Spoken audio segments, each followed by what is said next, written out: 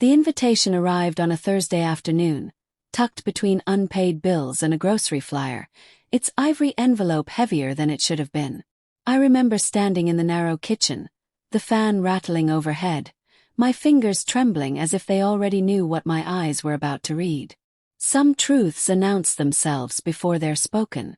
This one did it with silence, the absence of a name that should never have been omitted. My sister's handwriting was delicate and slanted, the way it always had been since childhood. We request the honor of your presence. My presence. Singular. Not your family. Not you and your daughter. Just me. I read it 3 times, my chest tightening with each pass, before the words at the bottom finally burned through my denial. Adults' only celebration. I didn't breathe for a long moment. From the living room came the sound of my daughter's laughter. Soft, unguarded.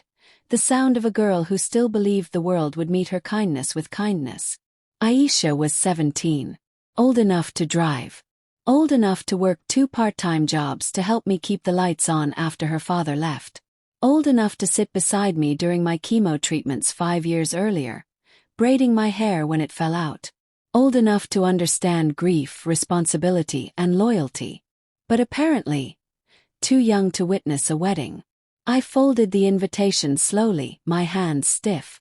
My sister, Nadia, had always been meticulous about appearances. She'd married well, a corporate lawyer with a vineyard smile and a family that smelled like money and old rules. I knew they preferred their gatherings polished and predictable. Still, I hadn't imagined this. That evening, Aisha found the envelope in the trash. She didn't ask right away. She never did. She picked it up, smoothed it carefully, and said, "Aunt Nadia's getting married on the 18th? Yes, I said, watching her reflection in the dark television screen. She hesitated. Am I coming with you? There it was. The question that broke something fragile inside me. I swallowed. She says it's adults only. Aisha nodded too quickly, the way people do when they're pretending something doesn't hurt. Oh, that's okay. I can work that weekend anyway. She smiled. But I knew my daughter's smiles. I'd memorized them the way some people memorize prayers. This one was the kind that cracked when you touched it. That night, after she went to bed, I called my sister. "Nadia," I said, keeping my voice calm. "Why isn't Aisha invited?" There was a pause, just long enough to be deliberate. "It's not personal," she replied. "The venue is very upscale. There will be alcohol. We want a certain atmosphere. She's 17, not 7. She's still a minor. So was I when I raised her alone while you were building your perfect life," I said before I could stop myself.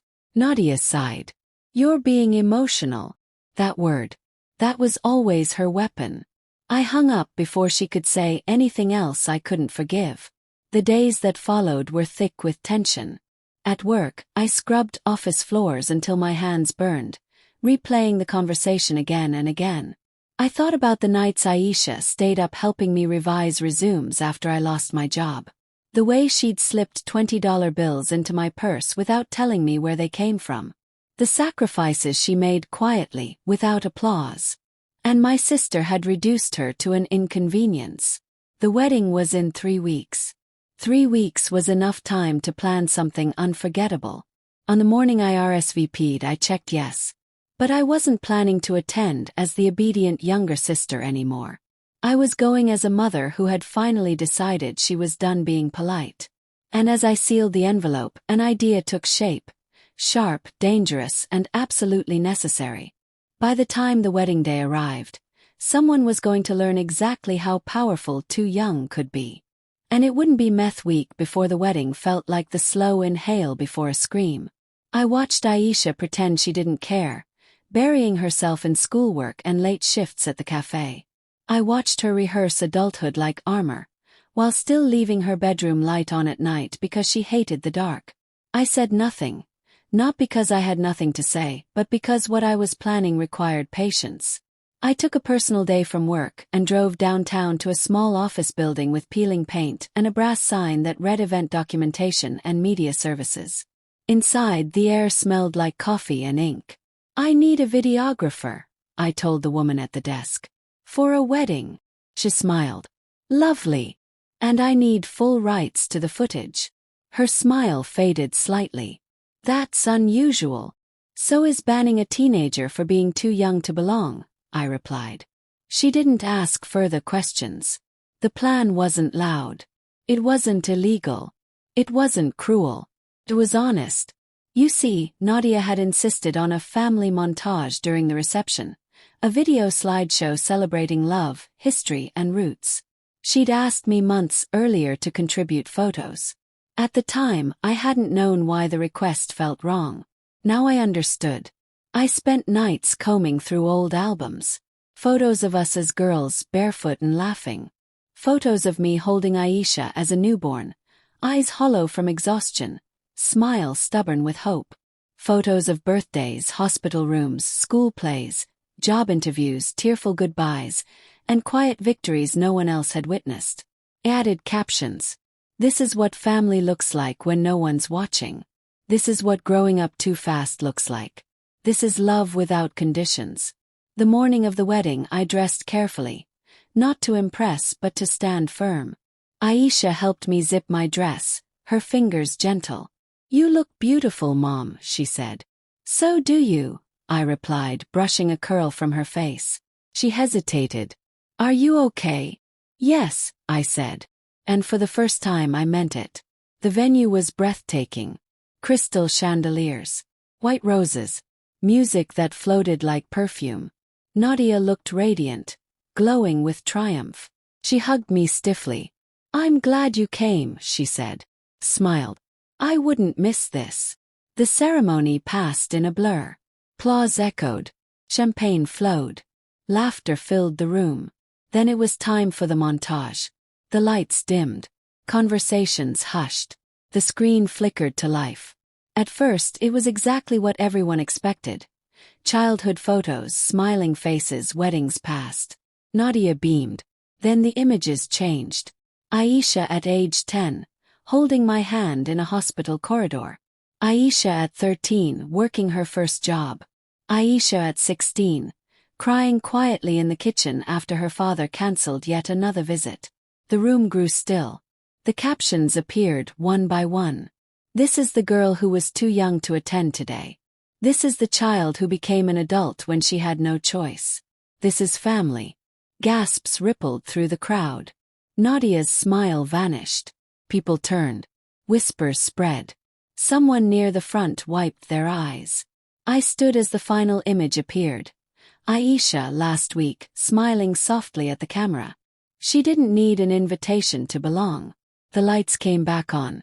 The silence was thunderous. Nadia stared at me, her face pale, her perfect day fractured. What did you do? She whispered. I met her gaze calmly. I told the truth. Security didn't escort me out. No one did. Because no one could decide if what I'd done was wrong, or long overdue. And as I walked away from the reception hall, phone buzzing with missed calls, I realized the real consequences were only just beginning. I didn't answer Nadia's calls. Not that night. Not the next morning. Not when her husband left a voicemail so cold it felt rehearsed. I let the silence do what it needed to do. Let it stretch, let it ache, let it reveal. Aisha found out the next day. She was sitting at the kitchen table, scrolling through her phone, when she looked up slowly. Her eyes were wet, confused, glowing with something like disbelief. Mom, she whispered. What did you do? I sat across from her, took her hands. I told them who you are. She covered her mouth, tears spilling freely now. They showed it everywhere. People are posting about it. Aunt Nadia's friends are saying. I know, I said softly. And I'm not sorry.